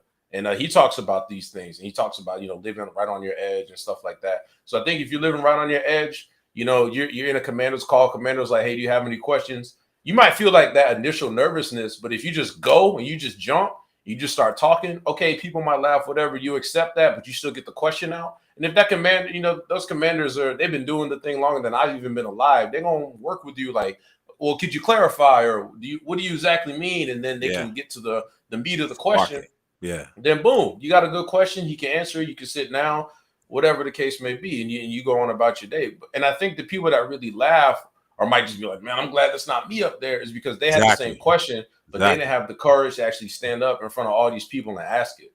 So you got to you just got to understand, when you're trying to do something good or something great, on your way up, people are going to laugh at you, but that's just normal. That's just how people are. But then when you get to a certain level, they stop laughing, and ain't nobody laughing no more. That's right. Exactly. Those laughs start turning into words of affirmation, and I always knew you could do it, and this and that. And you gotta just, but you gotta just take the negative as a positive, is just whatever. Like I said, I make music. I send people my songs. Sometimes they're like, man, this song was trash. I say thank you. Sometimes they were like, man, this song was great. I say thank you. It's all the same, because for me, what's important is making sure I send my songs to 100 people. So if I send my songs to 100 people, only 2 of them like it, that's fine. Because my focus is locked in on sending them to 100 people. How does that make sense for the analogy of asking a question? My focus is just asking the question, is standing up and asking the question. I'm going to go talk to a girl. My focus is just going over there and talking to her. Now, I'm not trying, it's just going over there, doing the thing I'm most afraid of. That's my whole goal. Exactly. Step 1, going over there. And then whatever else happens. So I think if you have that kind of mindset, kind of mitigates that nervousness a little bit. It makes it easier to practice. And then you can start focusing on step 2, step 3, whatever. Get really good at it. Teach other people how to do it. Right. That's what that becomes the importance of. You bring up the importance of that attention and focus is a part of that self-care, right? Because 100%. a lot of people don't really realize that. Say you just staying average, you just staying in mediocre, right? You just doing whatever your daily routine is. You ain't adding to your life, you ain't taking away from it, but you're not feeling nothing positive in it. So that leaves so much more room for negativity to creep in, right, and take over. If you consume your life or your daily routine with something positive, right, 1 or 2 things, that's less room that negativity can consume you, because you already got, like you said, the social media. You got people, Twitter and Snapchat and this and that. People fighting and killing and things blowing up. If that's what you seeing constantly, you consuming yourself with that. So your brain is more likely to focus on those negative things. All right. If you had to think of something in a split second, it's going to be something probably negative because that's what you consuming yourself with. You're not preparing yourself mentally to even be anywhere near focused, like you said, to deal with those situations that might be spot on. You know what I mean? It's about being responsible and caring for yourself first and foremost. Because people always look for that validation and that care from other people. They put that responsibility on other people, right? And you said on a couple times, relationships, right? How many times you hear about relationships in the communicated pieces? Oh, I need you to make me happy. No, it's not nobody else's responsibility to make you happy. You know what I mean? It's not their response. It's your responsibility to make you happy. Period. Because if you ain't happy with yourself, I don't care what nobody does, right? They're not going to make you happy, right? If you it's just not going to work, So you have to have that self-care about yourself. You got to care about what's going on with yourself first and foremost, so that you can prepare yourself to focus. Yeah, I want to go in on that as well. I honestly believe, this is just my personal opinion. I don't think that there is staying neutral in life. I think you're either getting better or you're getting worse. And the reason why I say that is because time doesn't wait for anybody. So if you eating the same junk food day after day, week after week, year after year, your body's going to reflect that. Yep. You know what I'm saying? There is really no average anymore, in my opinion. I think there's like exceptional, and then there's exceptional people trying to be exceptional, and then just people who aren't trying at all. You know what I'm saying? Because if you can't just do nothing and expect to have good things in life. It goes into like you know what I'm saying? It goes into like delayed gratification and instant gratification. If you always pick the easy way out, I seen this with like dudes I went to high school with, man. Dude, they had all the girls, you know what I'm saying? Drove the nice best clothes. car. You know what I'm saying? They had everything. And me with my glasses, I'm just I want to be, you know what I'm saying? But now now I look at life and I'm like, man, like they didn't really capitalize on any of that. You know what I'm saying? Like they still in the same days. Exactly. They're still in the same town with the same people talking about the same moments. You know, they haven't grown. They still driving the same car, but now that car is worthless now, worthless now. And it's just like, man, so all these things happen for a reason, I think. And I think when you start to kind of realize, like, okay, every time you wake up, you get two things. You get a chance and you get a choice. You get a chance and a take choice. that chance to make the right choice that may not benefit you right now, like taking a cold shower and going to the gym. I don't want to do these things, man. Like, I want to stay in bed just like everybody else. But I know if that becomes my life, then I can't complain when my life isn't what I want it to be. Right. So I'd rather work out, get it done, work out good as well, because that goes into, like, you know what I'm saying? Don't just do it and be like, okay, well, I'm doing it and I'm not seeing any results. Like, right. Exactly. You're gonna get out of it what you put into it. Exactly. You're not doing it to do it. You're doing it just to be like, well, I checked the box and nothing happened. Nah, you actually got to do it, feel it, right? Then complain afterwards and be like, man, that was terrible. But I got it done. But I got it done. So now you got that win. You can take that energy upward into your life. You do that day in and day out, and look where you're gonna be at in 10 years. You can be like, man, I'm glad I got up, because if I didn't get up, then I wouldn't have met that person at that point in time that had this conversation, which led to this opportunity. You know what I'm saying? Like, all these things fall into place. So I think that you either get better or you get worse. There is no staying the same. There is no average. I could rock with that. Hey, Pete, throw that comment back up there. Shout out to my chief up there. He threw that comment up there. This one right? Yeah. The science of the mind is what you feed the most. That's what wins. Absolutely. I want to throw up another comment. I've read it before. Probably y'all got to see it, but it's really cool, man, because I think when we talked about this originally, me and Mike threw this up like 2-3 weeks ago about communication, and we couldn't get the right guest on. And man, it's so funny how everything aligns up and happens for a reason, because this was not planned, 3 weeks ago that we were going to have this young man on, and how everything come about. And you're not ever sure when we start a podcast how it's going to go. We're impromptu, so we're never sure. So when you see comments like this, man, it really sends a light to what we do, man. Definitely love going in on this topic y'all speaking about right now. You're responsible for your own happiness. You know what I mean? And stuff like that is what I shout really out. like. That's my man Porter right there. Text Sergeant. Shout out Porter, man. Porter's a cool dude. Yeah. I know Sergeant Porter. That's my video guy, Pete. That's my video man. Gonna do the video. Okay. Well, you need to hurry up. But anyway, I'm just joking. Shut up. And scene. But no, man, I love this stuff, man. I love learning. I love hearing different people's perspective, and knowing that the same stuff that we talking about, people are either, like we talk about, thinking about or talking about as well. And we just have a platform in which we can get it out to a lot more people because of the time that we put in off script and off camera, the time that we put in to communicate these meetings and figure out times and stuff like that. It takes a lot of time and a lot of energy to do this stuff. Yeah. And it's really not easy at all. It's fun once we get on the mic and we're talking like this, but you know, after we get done, it's a lot of work involved and stuff like that. But synchronizing two different places. Now we're in two different parts of the world, you know. Yeah, it takes a lot. Go ahead, Pete. Yeah, but just basically what I'm saying is, man, I appreciate you. Well, I'm not trying to end it right now, but I appreciate you being on here and your perspective. I also see the books behind you, so lets me know you just ain't bullshitting about reading, man. You actually put in the work. I told you, man. I told you, young man. He was my journal right here, man. He was locked into his fire system over there, man. I don't know what I said or what topic we was talking about. I think it might have started with the communication piece, but I seen him spin his chair around a little bit. I say, hey, man, you get into those conversations. He's like, yeah, man, nobody will come down here and talk to me like this, man. I need to turn around. And that was it. I spun around like Morpheus. I was like, okay, all right, we're talking about some interesting topics here.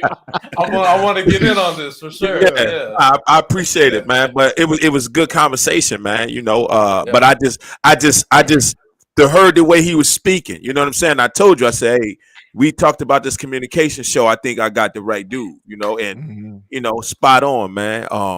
But it's important, bro. So many aspects to communication, so many aspects to how people communicate, how they focus, like what we need to be doing in life to just become better as people, man. And I think the reason why things are just going the way they going is because people are not focusing on being better as people. They focusing on looking at people like food, you know, and automatic competition. I got to be better than you, or I got this great thing and I'm not going to share it because it only can make me great.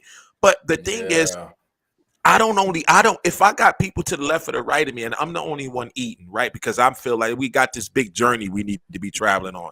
And I'm only making sure I got the snacks in my backpack. But everybody else to the left of me starving. So let's say I fall out or I get to a certain point, I can't go no more. Who the hell gonna carry me? Because they ain't eating nothing. They starving. You know what I mean? Like, people don't understand that. Feed your team, feed your peers, feed the people below you and above you, because when you need them, they can be there to help you survive. If you just think it's just going to be you and you're going to make it to the top by yourself, I can guarantee you get there, you're going to be lonely. You know what I mean? You ain't got, then you're going to need that phone. You're going to need that TikTok and that Snapchat, because ain't nobody else going to be there and be one to deal with you, because you got there on the backs of other people. And that's not the way to rock, man. It's not the way to rock. Another thing my dad always told me, again, so many sayings, right? My dad always told me, leaders eat last, because I would eat, like I would have my food, mom and my sister would have her food, mom would then make him a plate and then she would have her food. But my dad would always say, leaders eat last. And it goes off of what you just said. If I'm a king and everybody in my kingdom is starving, I'm a terrible king. If you look at Lion King, right, when Mufasa was the king of the jungle, everything was flourishing. You know what I'm saying? There was a system for things. You don't go here because we don't own anything over there. Everything was cool though. There was order in place. But then when Scar took over, the land was barren. You know what I'm saying? People was hungry. People was fighting and dying and killing each other. It was nothing but chaos. And chaos is the thing that directly challenges order.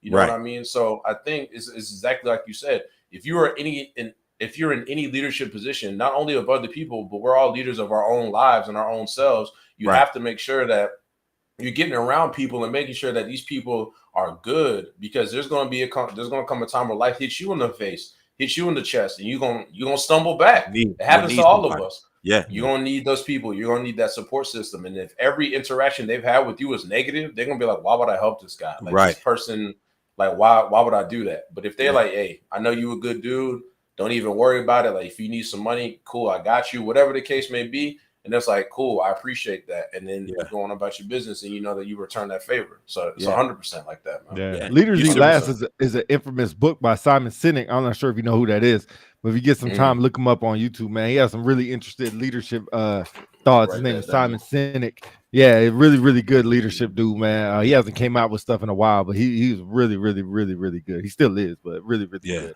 But that last name? So, man, you asking the wrong person how to spell. You asking the wrong person. This dude, you fired, bro. Oh, S-I-N-E-K.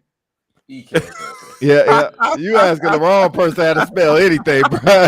All I want to make sure that. All I want to do is make sure the people heard you say that about yourself, then they didn't come from you. I know my flaws. I'm tired of getting these messages about people talking about you be going too hard on Pete. You be going too hard on Pete. No, I ain't going too hard on Pete. I'm doing exactly what I'm supposed to be doing. I hold myself accountable. I do it. I take care of it. It's fair. I had to ask because I didn't know. So you right. And you notice, put me on the spot. Hey, and you notice I ain't jump in because I ain't know either. You played it. I deflected. That's what I did. I ain't know either. The truth is revealed. There we go, man. I own my stuff, man. But that's crazy. I just kept silent and talked about something else. You know what I mean? Of course, deflect. But you gotta surround yourself with people, that's doing what you want to do, right? Or doing the things that you know that's going to make you successful, or people that's where you want to be, right? And I think I always hung with the older crowd, right? I never really rocked with a lot of people that was way younger than me. Like I always ran with the older crowd.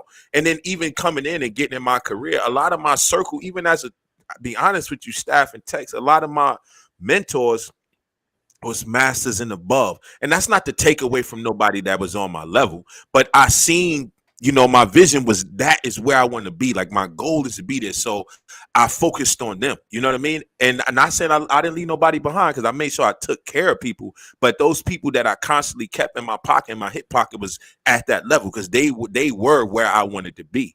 And then I can also get the game from them and then sell it to the ones that was maybe trying to get to where I was at. Right. So I know I kind of kept that circle going. But you got to surround you. And I don't want this to sound bad. I always use this analogy when I talk to my kids, but if I want to be a millionaire, I'm not gonna go talk to the homeless man on the corner. You understand what I'm saying? And maybe I'm gonna talk to him when I become a millionaire to help him get on his feet. But if I'm trying to figure out how to be a millionaire, the homeless man on the corner can't tell me, and that's nothing against him. You know what I'm saying? But I'm just saying you got to surround yourself with where you gonna get the knowledge from. You got to talk to the people that you know got the knowledge, right? Surround yourself with that so that you can help other people. If I'm rocking with people and they ain't got no goals, they ain't thinking about going nowhere, they happy with just being media, that's what I'm gonna do. Yeah, and although that's cool, man, you have a 2K buddy like that, you know what I mean, that you play 2K with and stuff. That's always cool to have those type of friends. But I was just like you as well. You know, I was rocking with staffs and techs when I was just, you know, A1C. Because of what they said. I would never knew about investments. You know how big I am with investments, man. Right. You never knew how, you know, I don't know when I shouldn't say I never got that knowledge, but I just wouldn't have got it when I got it if I wasn't in that place and in that circle. Because I made it a point to hang out with them, to be around them, just be a, you know, kind of like a fly on the wall and just, you know, wait for my opportunity that I could speak kind of thing. And then, you know, say some, ask questions. But all the time, man, my mental journal, like you say, a journal, my mental journal is just going. I'm taking mental notes the whole time. Then I'll go home in the privacy and I'll be like, man, let me look this up, man. Come back and ask them a question. I heard what you said. You know, what are you talking about? And then, you know, everybody wants to help everybody, man. There's very, very, very few population, especially, I shouldn't say very few, but people I know, very few that won't want to help people out, man. You ask them the question, they'll help people out, man. It's very, very few that won't just say, fuck you, get away from me. There's very few people that will do that. There's some people that lead you astray or that are acting. They do have stuff when they don't have stuff. There's a lot of people that do that, and social media allows them to do that. To take a you know, however long to take a picture, a 5-second picture that they took 18 times to try to get it perfect. And this is what their life is, and you know, it's easy to play that persona, but it's hard, you know, to talk and walk the walk, man. It's really, really hard. Yeah, I watch people's actions as opposed to their words. Oh yeah, 100. You know what I mean? Because people, it's just like you said. We live now, man. Again, my last relationship taught me a lot. But people can say anything. Honestly, especially now, I could say the sky is pink, and then I can go on Google and give y'all some you know website that says here's why the sky is pink. You're just perceiving it as blue because society has, you know what I'm saying? Like you can say whatever you want, but your actions, they're harder to fake because your actions are based off of your attitude, and your attitude is based off your beliefs. So if I believe that I'm the champion of the world, like Muhammad Ali, he always said I'm the greatest, I'm the greatest, I'm the greatest, I'm the greatest. Even when he was a nobody, he was like, I'm the greatest, and people laughed at him. But then he beat the people that were considered the greatest, and everyone was like, yo, what the heck? Because he told himself that he was the greatest. He believed that in his mind. So that affected his attitude, which affected his actions. That's why he did like 2,000 sit-ups a day or whatever his training was, is because he honestly believed that. So I watch people's actions, man. People will tell you whatever they want. What people will tell you what they think you want to hear from them. And it's not even the truth. You're like, why would you tell me that? I know that's not you, man. That's what I came to use because I thought you was gonna give me the real. And it's like, you know, but it's like, nah, like tell me the real, like what's really going on. And then you just sit back. Like I sit back and just watch people a lot of the times, man. Like I don't really talk too much at work. I just kind of watch and see like how things unfold sometimes. And I'm like, oh, okay. That's how that person deals with that. Or, oh, okay. I know I could go to that person if I have a serious question about X, or okay, I'm gonna go talk to this person about Y, about some things that I think they, you know. Now I just kind of watch because I learned that about being in the military. Like some people, like they put on the y'all had one episode that I watched actually where it's talking about like how people are different outside of the uniform than they are when they have the uniform on. I thought that was a really good episode. So I was like, man, that's true. That's the truth. I've seen it, man. You go out. Some people, they out drinking, you know, doing this and that. they're not living the life of a leader, but then you get into work and they want to tell you to do this and tell you to do that. And it's like, man, get out my face with that. Yeah, I seen you screwing off royally 48 hours ago. Yeah, like right. You're right, man. It's like it's that persona. People, and then the thing is they don't want you to believe that's who they are. No, like you said, tell me what you want, bro, but I seen you. Right, I actually seen you do this, right, or I heard you do this, or say this. So you can't tell me nothing. You know what I mean? And that's how people feel. And if you start thinking about it at a leadership standpoint, right, don't tell me you believe all this XYZ, but I see you doing ABC. Like you already lost me. Like your credibility is shot with me. You already lost me. So that's important. It's important to walk your walk and talk and walk what you talk. You know what I mean? Go ahead, Pete. Something that said was important, man, about Muhammad Ali's training, man. I'll tell you, we had a episode with my karate instructor. I'll tell you, man, I owe him a lot to life and period and how I grew up, make sure I grew up at all. But one thing Muhammad Ali used to say, man, somebody asked him, like, how many push-ups do you do when you train for a fight? And he says, I do about 5 or 6 at a training session. And reporters like, what the hell are you talking about? Like, there's no way. And I'll tell you, there's a long story to it, but basically the premise is he only started counting when he started hurting. And he said that's when it mattered how many push-ups I can do after that. And if I could make it, once I start hurting, I can make it to 5, man, I know it was a good training session. And once I start hurting, if I can make it to 2, I know it was a really good training session. So, and when people post these pictures and stuff like that, they're just posting their mad moments, their good moments. And it's not when they start hurting is when it starts counting, man. That's when you find out who is who and who is not who, is when they're put in a situation where they have to rise above and how far they're going to go above when they thought they couldn't go anymore. 100%. David Goggins say the same thing all the time, but I used to love that about Muhammad Ali. So, when people ask you how much you can bench and all that shit don't matter, man. It doesn't matter. Let me know how much you can do once you thought you could quit and you couldn't go no more. Let me know how far you went after that. One of the most important things I learned while fighting and training is that effort isn't sexy. Like there's nothing sexy or visually appealing about, like, there's a quiet gym. It's just you and the bar or the pull-ups that you got to do. It's not sexy. It's not glamorous. It's a dogfight between who you're trying to become and who you currently are. And that's not something that's really sexy, and it's not talked about a lot. That's why it's easy to just, I'm just going to skip today. It's easy to do that because you don't want that problem. You don't want that dogfight. It's just like if you got a 6'6", 350-pound dude in the yard talking about come fight me, you're not getting out of that house unless you got a gun or something. You know what I'm saying? Because you don't want that problem. It's the same thing, man. And that's why I love, like martial arts and like jiu-jitsu and boxing and Muay Thai, is because there's something, and I think that, like, as men as well, we've kind of evolved to like kind of know how to have some type of knowledge about fighting, because it's up to you. If someone breaks into your house, you with your wife and kids, you're not gonna look at her to do something. You know what I'm saying? She's gonna be looking at you. Now, unless you Pete Mike, but go ahead. Depend on the situation. I can see Pete right now put a blanket over his head and say, "Babe, did you hear that?" Mike, I just like, because if I get involved, it's problem. If I get involved, it's all right, Bruce Leroy. Hey, I will say, man. You talk about the gym a lot, man. I think you can regulate with this. And even you don't walk into a gym, you don't leave the gym the same way you walked in. You have a different mindset.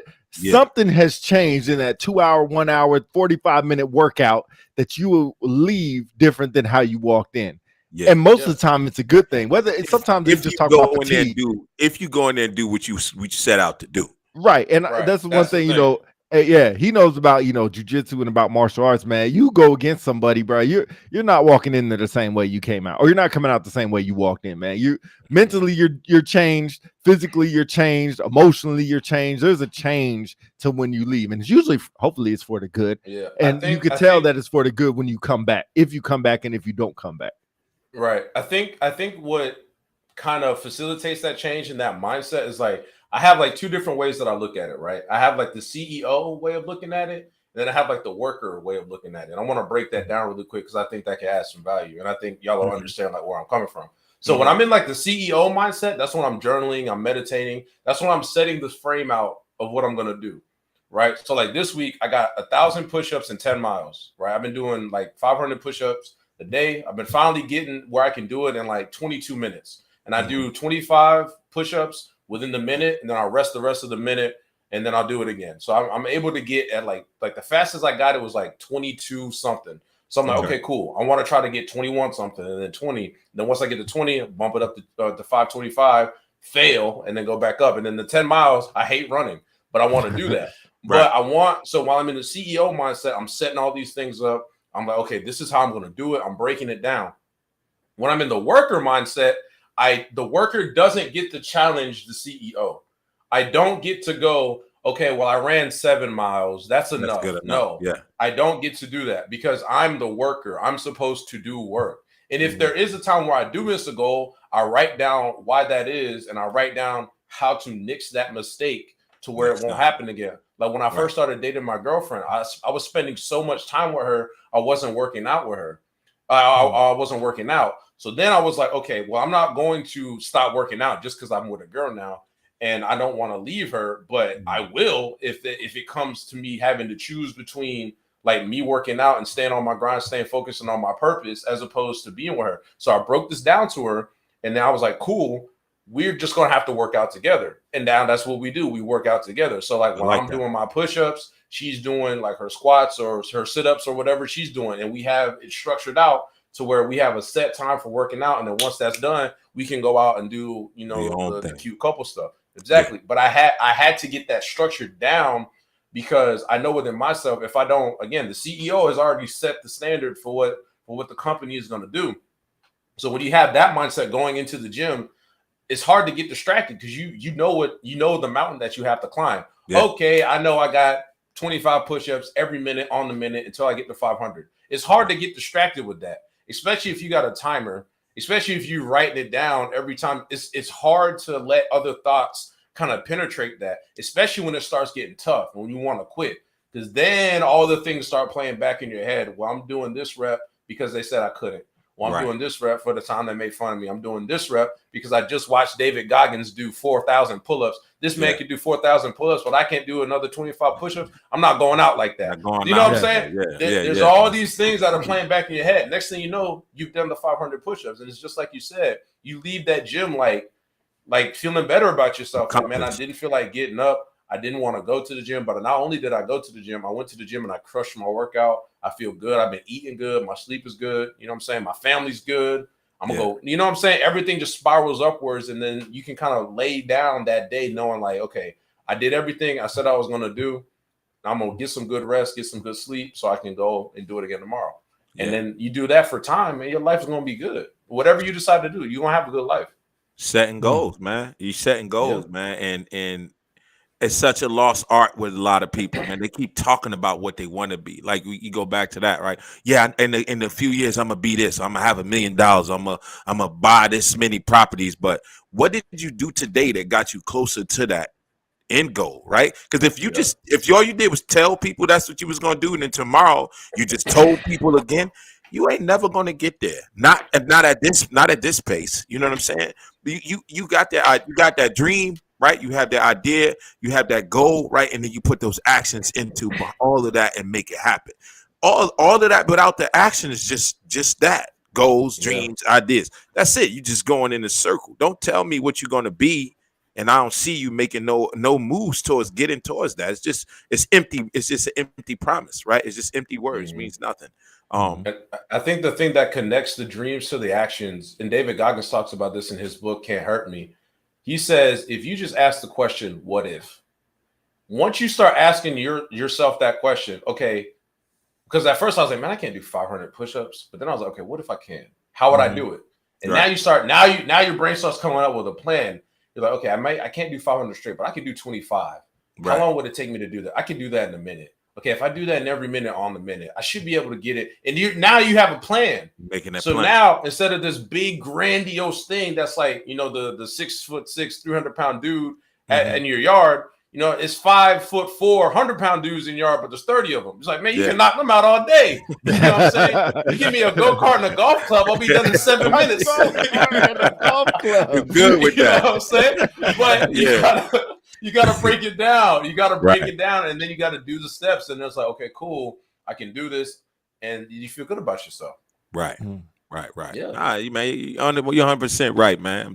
I tell you this, man. It's just my opinion, man. You're ahead of your time.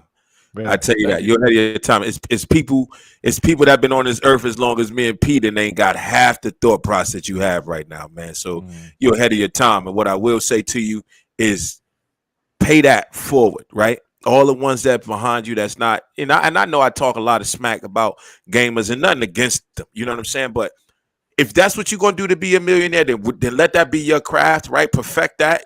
Bring people up, figure what you need to do, and get to it. That's your thing. And I don't want to knock nobody's thing. But pay that forward, right? Because it's a lot of that knowledge and a lot of those schemes and those plan making in schematics, right? That people just don't know. They're not focused on. They can care less, right? And I looked around when I came in there to talk to y'all. And just looking around at some of the faces when I first started talking was like, okay, should I even be paying attention to this? All right, yeah, I should be paying attention to this because he said 2 or 3 things that I like. Oh man, now I'm really interested in what's being said. So now I'm locked in. Now when people start asking questions, now I know. All right, I got you. Now you're interested in what I'm talking about. Now it's going good. It's going good.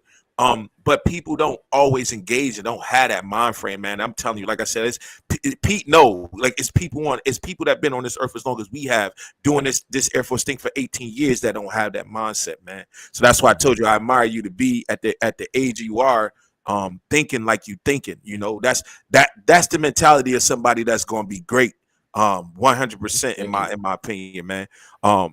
But we have to continue to have these conversations with people, regardless of who they are, right? Because it's just some people that don't grow up with the dad like you had, right? Some people that, and I'll be honest, I was one of them, right? Me and my dad didn't sit down and have extensive conversations. And when I went left, you know, he would call me and see, I didn't have that, right? Unfortunately, be honest with you, I grew up with a lot of strong women in my family, and until God took her soul, my mom. But just watching them and then becoming a father made me understand, like, I have to be something, right? I'm the oldest of 8, which is Pete. No, like I have to be something. I have to create a visual for my siblings. I have to create a visual for my kids to know that it's much in life out here than just being average, right? Or just being stagnant in life. I want you to be 4 times greater than I can ever be. And that's my goal. When I leave this earth, I'm good with that. But we have to remember to just continue to inspire people as best that we can, and just share the knowledge of what we have, because some people would never ever have the experiences that we have to even have a fraction of what's being talked about right now, man. So I would just challenge you to continue to pay it forward. Yeah, 100%. I mean, I think you said something that's really important. There is, you know, you have to have your why. Your why has to be stronger than the things that are holding you back. You know what I mean? You know, so how I am and how I talk and how I carry myself is directly impacted, you know, from my mother, from my father, my boxing coach, you know, from the people here at Kunsan that help me with jiu-jitsu, to just people that I meet in the everyday life. Like I try to soak in all of the things. I discard was like, okay, that's not really going to help me. Okay, I'm going to take this in. What is going to help me? And, you know, for me, it's like my big why. So, you know, my biggest why is that, like, I want to get to a point of success to where I can show my parents while they're still on this earth, like, you see what y'all created. Like, the fact that y'all sat down and mentored me and took care of me when I couldn't take care of myself, and you know, poured into me so much. This is the result of y'all. And I want to do that for my parents on a pretty big scale. And obviously you need to be a certain level of successful to do that. So that's my big why. You know what I mean? There's there's not really a lot of things that can really stop me when I start to talk like this, because it's like, I can tell now I'm connecting, like the light in me is connected with y'all. You know what I'm saying? And if it's connecting with y'all, we can connect with millions of people around the world, you know? Right. And I think that when you start to really have that belief in yourself, that's when the doors open up. So, you know, I can't take all the credit. I am great in my ways, but it's all because of the people that have paid it forward. Like you said, they talk to me. So now I know these things. You know, they've written books, and I've just so happened to be in a position to where I can read them, I can listen to them or whatever. So of course you have to do that for the next generation coming up. And when I do get to a point where I start having children, you know, I want to replicate what my father did for me. I sit down, I talk to them, and I give them the lessons and the knowledge and know-how. Like, look, like life is way more than this cell phone and money and this and that. It's like, what's your soul like? You know, are you nice to people when you go out to eat? Are you talking to people like how you would want them to talk to you? Because, you know, again, another one of the many things my dad would say, manners will take you where money won't. Right. You know what I mean? So right. I want to have both, you know what I'm saying? But still, you know what I'm saying? But still, I'd much rather be a person that has both and can handle myself, conduct myself accordingly. I don't have to be mean to the person that's a waitress just because they're a waitress. It's like, hey, thank you. You served me my food. I appreciate you. Right. You know, so here's a tip. You know, like every person in my life that I talk to on a regular basis, I tell them like, go be great. Like I tell my mom, I'd be like, have a good day, go be great. I tell my girl, like, have a good day, go be great. And the reason I say that is because I say that to myself, like, go be great. Like try to do something great. You know what I mean? For me, that's gonna look different now at 26 than it is gonna be at 36 and 46 and so on. But it's like you gotta have something that's bigger than yourself. And once you have that thing inside you, when life starts to happen to you and things start to get hard, it's gonna be harder to keep you down. You know, I'll go into a personal story where I had to utilize these things. When I was at Lake and Heath, my grandmother passed away and I wasn't able to go to the funeral. Sorry. Right. And I had to, it was my father's mom. So I wanted to make sure that he was okay. Because my grandma, she was 99 or 98. So she was up there, right? She was up there. Everyone kind of knew it was coming. So it softened the blow a little bit, but it still hurt. Obviously, that's your grandma, that's your family. Right. But I wanted to make sure my dad was good. You know what I mean? And my dad, I swear, man, I've never seen my dad cry. My dad is a hard individual. Never seen that man cry. Never seen him. I've seen him get emotional one time, but I've never seen him cry. And I was talking to him, and I was just like, you know, like, how are you doing? Are you okay? He was like, yeah, you know, I'm good. It is what it is. And then it led me to kind of ask. I was like, hey, Dad, like, when you pass away, what do you want me to do? And he just looked at me. He was like, live. Like, just live. He's like, just live your life. Live on. I know that I've talked to you enough. And at this point, I'm like borderline, like breaking down. I'm thinking of like what my life is going to be like without my father. That's a hard thing to think about, right? Absolutely. My dad, he just looks at me, he just goes, live. Like, to him, it's simple. You know what I'm saying? He's like, I had you, I raised you. You know, I love you to the best of my ability. Go out and live. I'm supposed to pass on before you. It's harder. Again, another one of the many things that this man has told me. He said, it's harder for me as a parent and as a man to have to bury my son as opposed to my son having to bury me. So this is just natural. Man. That's just a natural order of things. And he broke it down to me like that. And I was like, I mean, no, it makes sense, but I'm like, man, like he just has the answers. He just has the answers to stuff. Wisdom, man. Wisdom. Yeah. So when he broke it down to me like that, I was like, man, I gotta live. You know, I gotta go stand up and ask that question at Commander's Call. I gotta read. I gotta write these things. I gotta go talk to that girl. My father told me to live. So I have to do that because my purpose is bigger than just me. My purpose is to give back to them and show them what they made. And they told me to live while doing that. So I have to go do that. I gotta get up now. I have to. Like this, if I stay in bed, I'm dishonoring them. And those are the people who I'm doing it for. Like, you can't have both. You got to pick the harder route. So take the stairs, not the elevator. Man. I know somebody said, and we'll go ahead and cut this out there. We're going to do Would You Rather one more time. Hopefully we get it right, or I get it right. Last thing is, man, I know you said something, you know, be nice to people. I think there was a freestyle with, his name was Simba. And he said one of his lines, I think if y'all saw it, man, it's really good it's on LA Leakers. But he was saying that, you know, be nice to everyone you come across, because even the janitor paid a cost to make sure that you're the boss. And man, I really like that, you know, in CEO mentality, you know, everybody pays the cost to make sure that, you know, you're doing well on top. So make sure you're nice to everybody, because you never know who could take you out. Not only in your own company, but other companies as well. So be nice to everybody. But everybody bleeds, man. Everybody bleeds. Be nice. And be kind. Like, my last thing is like you said about your parents, man. When me and Pete did a show, man, bro, was this our first show? It was our first show. How do you measure it? How you measure the success? Go ahead. It was our first show. And he asked me that, right? And we kind of went from leadership to parents, right? And how I measure my success as a father is how successful my kids are, right? And that's how I measure it. I know if I did my job well, my kids won't be failures, right? My kids will be successful, or they would keep moving and have goals, and they would live like your father told you. So and I see in you that you got respect for him, man. So I don't see you letting him down, and continue to do what you're doing, man, because that's how he's going to measure his success, or how successful you are and your siblings are. And from a parent perspective, man, that's just what it is. There's nothing else that can tell me if I was a good parent, a great parent, a bad parent, is how my children end up. Or how, and when it comes to leader, how the people I lead, how they went, if they contact me, if they still ask me, if they still in touch with me, if they surpassing me in rank or whatever, that's a testament to who I was to them and what I did for them. And that's the only thing I'm looking for, right? As long as I know they're succeeding, then I know I did something positive. So keep on your grind, man. Keep on your grind. Absolutely. No, I appreciate that. Thank you. Yeah, we're gonna hit this. Sure.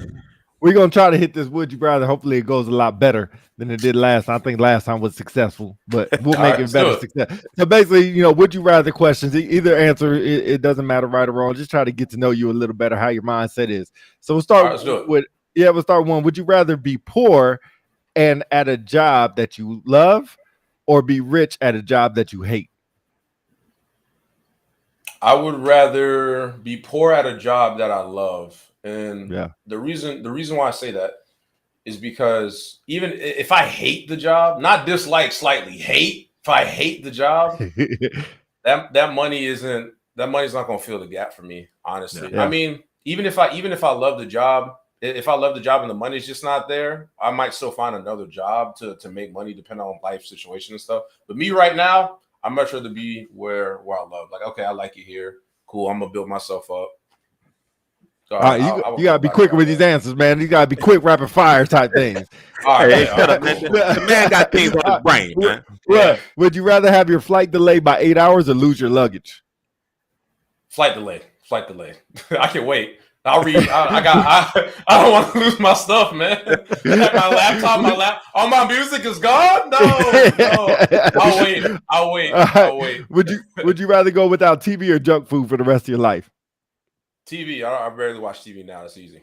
Okay. Yeah, would you rather? Okay, now this one has 2-part. Would you rather own a plane or a boat, and which one? What would you name it? I'd rather have a plane, and I'd name it Combat Kid, because then I can get free advertisement as I'm flying. Hey, thinking forward. I like that. All right. If you could only choose one, would you rather eat pizza or ice cream for the rest of your life?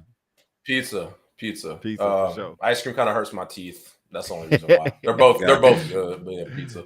Gotcha. Yo, I'll go ahead and go first, man. I appreciate this episode. It went really long, but it doesn't even seem like it, man. But I appreciate this episode. It was a great episode. I think a lot of people that got to tune in. I wish the time frame was better, but it is what it is. A lot of people will go back and look at it. But man, I appreciate the episode, man. And you're inspiring young man. So good on Big Mike for meeting you. However that organic conversation happened, and man, I appreciate it as well, bro. And like Big Mike will say, man, if you ever need anything from us, man, you know how to get in touch with us. Very, very simple. Big Mike, go ahead. Yeah, I couldn't say it better, man. Like I said, I admire you, man. I admire your persistence, man. Your mind frame of where you at, how you think, just how you be goal oriented, man. And I'm sure you dropped a whole gang of nuggets on this episode of that people that's probably been on this earth longer than you, writing down and taking notes, man. I'll probably watch this back and figure out what you said. So just keep being who you are, man. Don't never change who you are, regardless of how long you decide to stay in this game. Be you. Keep honoring your father like you do, man, because obviously there's a mutual respect between you two that's gonna paint a picture of the man you're gonna be, man. And honor that, bro. And just keep being who you are, man. That's the best thing I can tell you. Communicate. I already see the leadership qualities in you, man, and you're gonna be great, man. You're gonna be great. Thank you. No, I appreciate that. Thank you for coming into BDoc to talk to your people. Without that, we couldn't have had this conversation here. So absolutely. I thank you for allowing me to come on your guys' platform and asking me the questions and making fun of Pete for whatever reason y'all made fun of Pete. Don't know why either. I'm just like, man, he just for no reason. For no reason. I'm glad you see it for no reason whatsoever. Hey, it's a big brother, little brother thing, man. That's what happens. Okay. Next time I'm gonna have a T-shirt that says "Free Pete." I'm just gonna hold it up every time. Every time something happens, I'm like, hey man, look, free Pete, man, for real. I appreciate the love, man. I appreciate the jokes, the energy. This was awesome, man. And then it happened, on a weekend that I had just worked. I was feeling a little bit like, man, I'm grinding, I'm working. So this was good to kind of have that refreshing conversation with two very intelligent individuals. So thank y'all for that. Man, appreciate that, man. I will say, I'm probably speaking for Big Mike, man. We're gonna have to get you back on, bro. Sometime sooner rather later, man. But because I think we have a lot more that we could go into, man. We'll probably go 2-3 hours in this thing, man. So, man, hey, if we talk about relationships, I'm gonna have to clear my schedule. We gonna do it. We gonna do it because Pete been avoiding that for about 2 years now. So we'll go on that. All right. Anyway, all right, man. We out of here, man. Unpopular celebrities, y'all. Y'all know where you at, man. Check us out on the website, man. Look us out on YouTube, all the podcasts, man. Wherever you get it at, you'll be able to see this whole thing here. Spotify, Pandora, iHeart, Apple, wherever it's at, we on there. Amazon, you can find us. Just keep tuning in. We love y'all. We love y'all for supporting us, man, up until now. Continue to please support us. If you got any ideas, reach out to us. Don't forget to donate to your unpopular celebrities so we can help us keep the bills paid because we ain't sponsored, right? We ain't sponsored just yet, but we're going to get to it really soon. But appreciate y'all. Like P said, y'all already know who it is, unpopular celebrities. We out here. Peace. Peace.